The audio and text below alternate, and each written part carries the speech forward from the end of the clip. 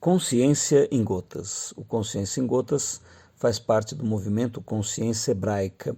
No canal do YouTube Consciência Hebraica, através do vídeo Quem Somos, você vai ter mais informações desse movimento. Você também pode ver o curso O Amanhecer da Consciência Hebraica, uma epopeia do desenvolvimento humano, e lá você vai ter os fundamentos desse pensamento. Entre também no nosso grupo do Telegram.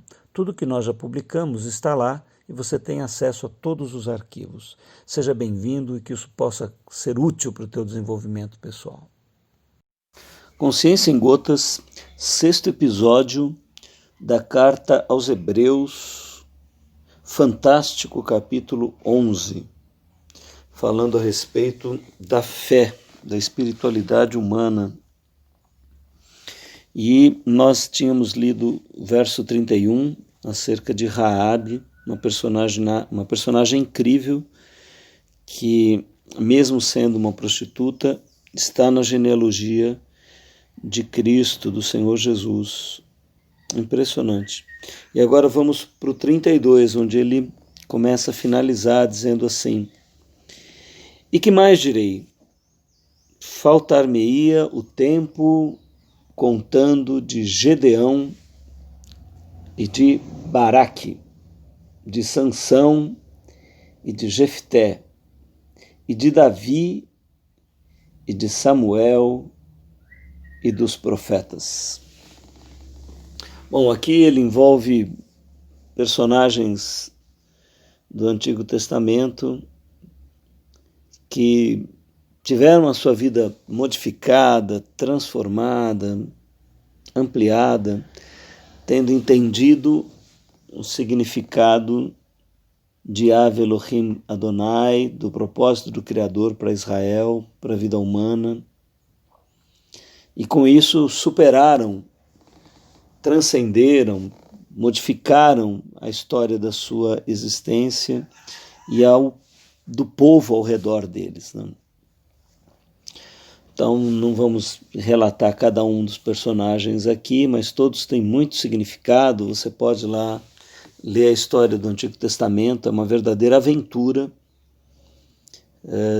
com todos os componentes da vida humana: morte, doença, sexo, sensualidade, superação, transcendência, santidade, romance, aventura, disputa de poder. Enfim, a Bíblia é um livro maravilhoso porque trata da nossa vida, de tudo que nós somos, das nossas dificuldades, limitações. E você vai poder encontrar muita sabedoria lá. Ele continua dizendo assim, fazendo uma síntese, né? Os quais pela fé estão centralizados nessa dupla dimensão que compõe a fé, ou seja, um conhecimento da tradição oral e escrita de Yahvé Elohim Adonai em relação com os homens. A produção de Gênesis e Apocalipse não é uma produção teórica, não é uma produção de escritora que senta e projeta personagens. A Bíblia é um livro vivo. Ela é o retrato da nossa humanidade, ele é o espelho da nossa vida, das nossas contradições, da nossa incoerência, da luz e das trevas que habitam em nós e da superação por tudo isso. Então, a fé se fundamenta em você conhecer e espelhar dentro de você essa realidade. Que na verdade não é uma visão teórica dos personagens lá de fora, mas uma visão interior dos personagens internos, os quais pela fé venceram reinos, praticaram justiça, alcançaram promessas, fecharam a boca dos leões, apagaram a força do fogo, escaparam do fio da espada, da fraqueza tiraram forças, na batalha se esforçaram, puseram em fugida os exércitos dos estranhos.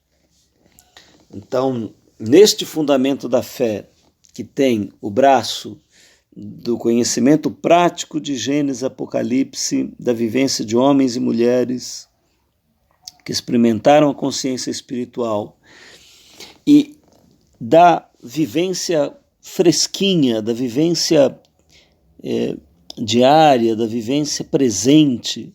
Ou seja, você não vai viver de passado, você vai viver da experiência atuante da divindade dentro de você. Esse é o sentido de fé, conhecimento e graça, visão dos homens que realizaram, projetada dentro de você, no teu presente, experiência com o espírito de Yeshua, através de Ave Elohim Adonai, o Deus de Abraão, Isaac e Jacó. Essa é a vida viva espiritual.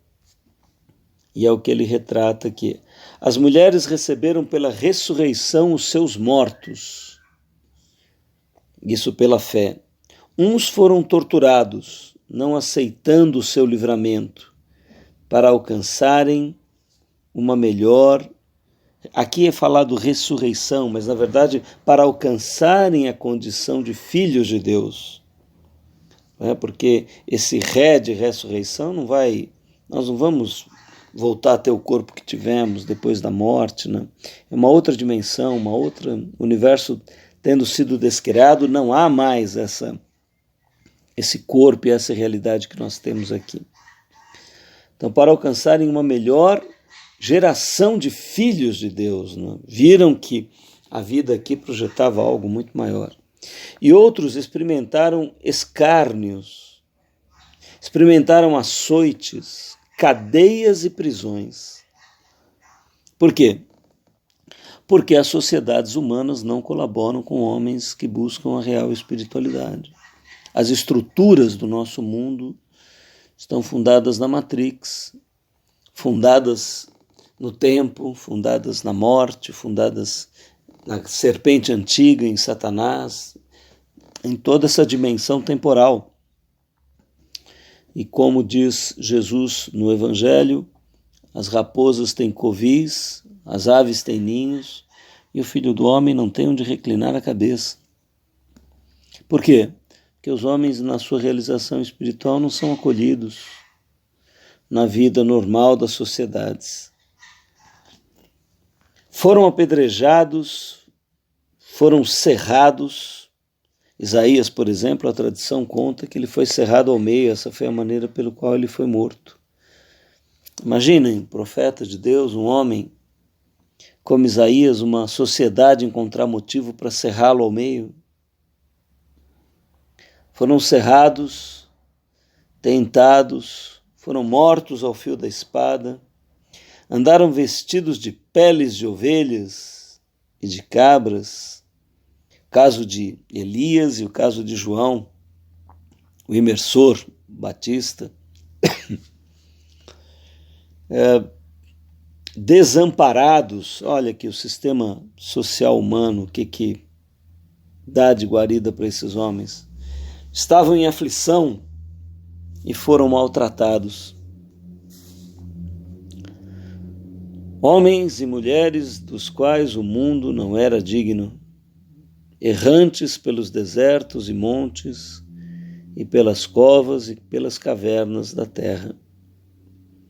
Aqui fala sempre de coisas fora da sociedade, né? É uma parábola, dizendo que a sociedade humana não é o local próprio para acolher aqueles que têm verdadeira fé. E todos estes, tendo tido testemunho pela fé, ou seja, pela experiência de Deus no seu interior e pela palavra dele, na linha do tempo, não alcançaram a promessa.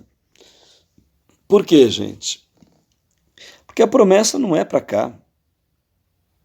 Abraão morreu sem ter um palmo de terra. Aliás, ele tinha um palmo de terra, a terra que ele comprou para enterrar a Sara, sua querida esposa. O homem que tinha sido prometido, a terra prometida, morre sem ter um lugar para morar. Morre nômade. E é claro que não é aqui, eles não alcançaram uma promessa, porque a promessa não é para o tempo. Ave Elohim Adonai não promete algo aqui, um reino temporal. Não é essa a promessa. Então eles não alcançaram a promessa, provendo Deus alguma coisa melhor a nosso respeito. Ou seja, o que foi provido a nosso respeito melhor para eles? Claro que está falando do Messias, porque todos estes antes da era messiânica morreram na esperança de um homem que fosse o Salvador, o Cristo, o Messias, mas não o viram, provendo Deus alguma coisa melhor a nosso respeito, para que eles, sem nós, não fossem aperfeiçoados, ou seja, porque eles necessitavam da época de Cristo, do nascimento de Jesus e do Espírito de Yeshua, o Espírito Santo, para que eles pudessem ser realizados à imagem e semelhança de Deus. Então todos eles e nós dependemos de Yeshua, de Jesus, do Cristo. Espero que essa jornada que fizemos no capítulo 11 de Hebreus tenha estimulado a tua fé, que você seja um homem e uma mulher no qual a esperança e a expectativa sejam postas no eterno e no sagrado. Que haja vento suave sobre o teu rosto, que teu pão seja quente, que você possa contemplar o entardecer, a noite e a manhã, e que Ave Elohim Adonai, por Yeshua HaMashiach, seja a luz que ilumine o teu caminho, do finito para o infinito. Uma excelente consciência. Terminamos aqui o capítulo 11 de Hebreus.